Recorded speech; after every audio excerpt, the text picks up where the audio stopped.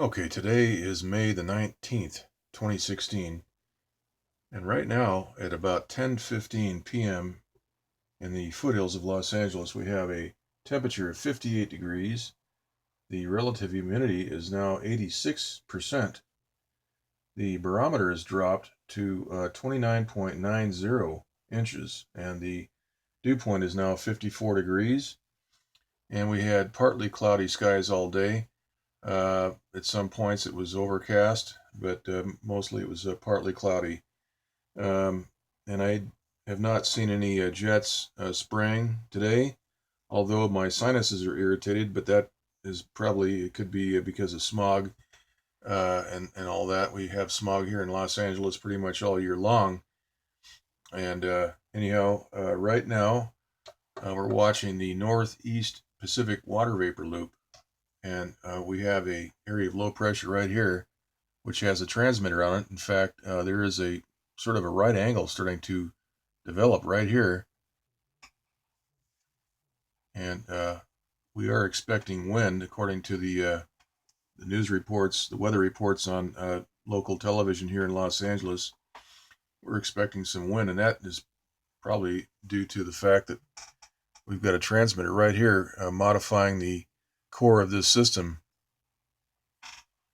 We have jet stream flow moving right into Central California right now. We also have a transmitter right out here, which is breaking up this moisture field. We'll take a look at that right now in the infrared loop. We can see what's happened here. That transmitter generates heat, and then the heat evaporates the moisture and the water vapor moving through this area. So we have that big gap there. And of course, this will affect the amount of rain that Central and Southern California get. We're expecting some drizzle, we're told, but things could change because of the unstable air shown on the maps, on the surface map. We can take a look at that. I think that we'll get a little more than drizzle because of uh, the pressure right along the coast here where we are is around. When we'll take a look at that, I think it's around 1,000 and it's right around 1,010 or 12 millibar or something like that. We'll take a look here in a second. But getting back to these maps, we have high pressure out here. Things are moving clockwise. That's caused a big ripple in this jet stream flow right here.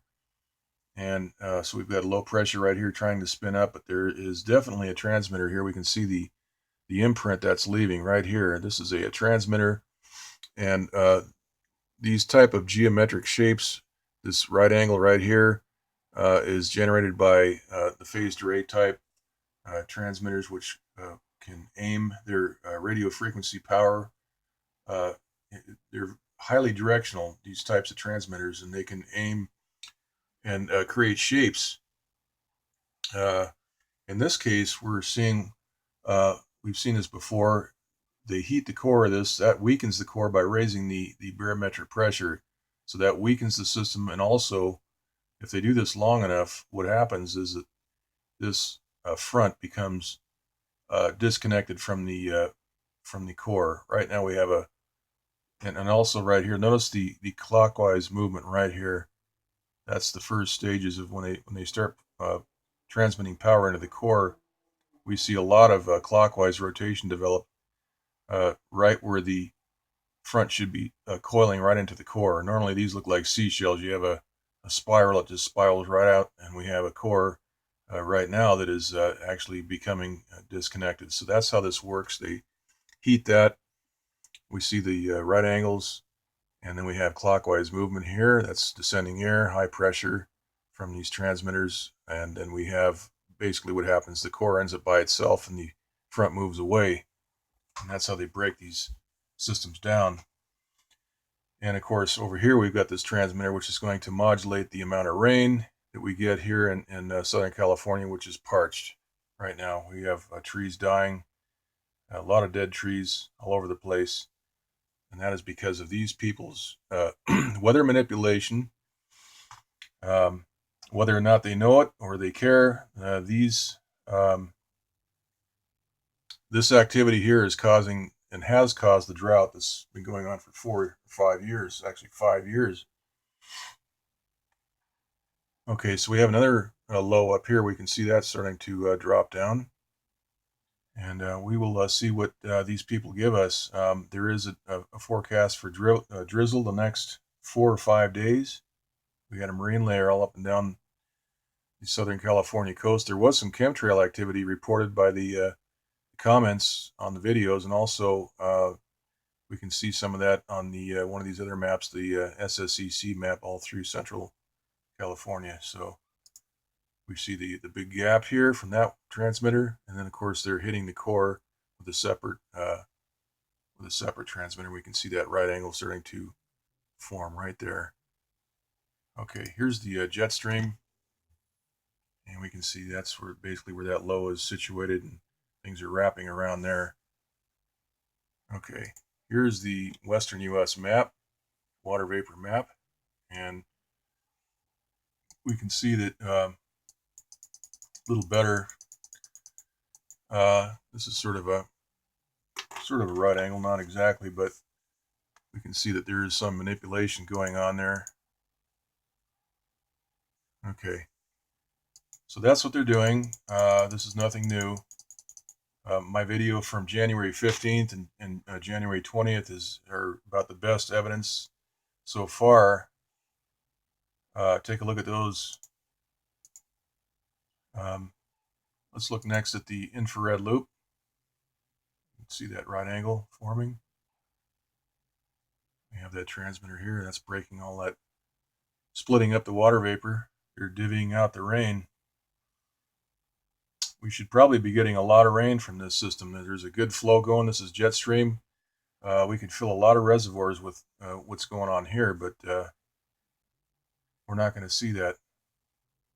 I hope I'm wrong, though. I hope these people have a little bit more mercy than what they've shown so far.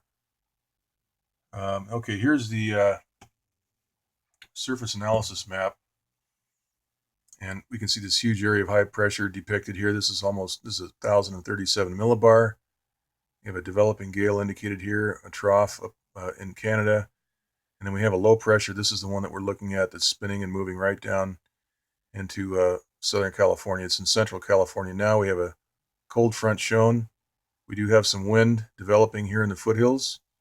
Here's another trough. We can barely see that, but that's there. There's a lot of unstable air all through here, so we'll keep an eye on things. The humidity is up pretty high, 86%. And anyhow, we'll take a look at the next. We're going to look at the East Pacific. We can see a little thunderstorm here being blown apart. I'm not going to get into great detail, but we do see the blast pattern right here. This is being wiped out. You can see that blast pattern all the way around there, down here. Okay, next is the East Pacific. We have much better detail here. This one here is being blown apart. We missed the very beginning of that sequence, but this is the next one we're going to look at right here.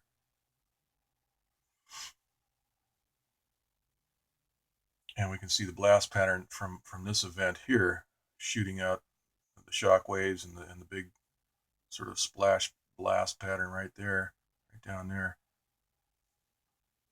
And this whole thing just disappears. That's a very violent, that's way down here on the magenta and blue scale. And it just, in a 7.5 hour loop, it goes from purple to white. Okay, let's look at this in the, this is the visible light mode. And let me just back this up just a bit here. Right here we see the, this is the system that was blown apart earlier. We missed that sequence, but, and then right here is where we want to look. Right there, there's a dimple. This area right here, if we watch that, there's a lot of overlay. They photoshopped this one area, but watch the expansion that takes place. It's got overlay all through. Every frame has overlay. So this thing expands. They've superheated it, and then the loop repeats. So there's some decent detail. We see that dimple on the one frame right there. Right here. Right there on that frame, right there. Actually, I think it's right. Here it is, right there. Right as soon as the night and day transition, we can get a lot of contrast. And there it is.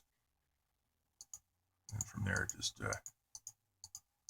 superheats that one area. Okay. So we have the water vapor map. We have the IR map. We can see all the, this thing just disappears. This bubbles up, and then they kill that one off. Okay. All right. Next is the SSEC geostationary water vapor map. We can see what's happening here on the west coast, the East Pacific. We have that upper level low that's been sitting out here for about 4 or 5 days. We've got high pressure right here. Everything's moving clockwise over the top of that. And we see some chemtrail activity through here and also through here. So we're going to keep an eye on that. We've got that transmitter that's breaking this moisture field up through here. Got the transmitter here that's working on that core, causing this quasi right angle on both sides of this. This is really distorted. This should be a nice tight spiral like you would see on a seashell. We've got a right angle here and then another odd geometric shape here, and a clockwise rotation. Anyhow, let's move on here to the this is the sea level pressure map, and right where we are, right down here, it looks right around about 1010 millibar, 1012 millibar. It's indicated right here on this one isobar right along here. So I do think that we're going to get some kind of rain. There's a low indicated here, low pressure all through this area. There's a low up here. And so I think we're going to get more than just some drizzle. We'll just have to see what happens. The air feels damp. I didn't see any chemtrails today. That's a good sign. Okay, here's the 500 millibar. We see that upper level low. This is moving down. Got the high out here. This is well away from the coast, so it looks like they may allow something to come in. All right, and we got a high indicated up here. See that ridge. Okay, here's the 300 millibar. This is about 30,000 feet, I believe it is. Okay, here's that low. And we have the upper level low out here. So there's a lot of low pressure all over. And so hopefully we'll get some rain. Meantime, let's go back again and look at these maps here and what's actually happening. You can see that transmitter is cutting off that moisture supply. And we have these odd geometric shapes. And that's going to affect the amount of rain that we get here in Southern California. Also, there are transmitters on these Channel Islands, and we will keep a close eye as this thing moves down. That frontal system moves down. We'll keep an eye on just what happens. We have a lot of red here behind these this high Sierra range. It runs right up and down the border with Nevada. So it looks like Nevada's getting a fair amount of moisture there. Okay, so that's the summary for today. By the way, in Newport Beach, if you go to, you just Google millions of crabs wash ashore in Newport Beach, California, you'll see that there's quite a bit of news about that. Corona del Mar and Newport Beach had some of their beaches were just covered in these little red crabs, and they were not shells either, because the crabs will shed their shells every 6 months, according to some of the people familiar with those types of crabs. But these were not shelled; these were whole crabs that were dead. So the question is where do those crabs come from, and were they targeted? Did they get mixed up in one of these operations here that we're seeing, maybe offshore down here somewhere, and they drifted north?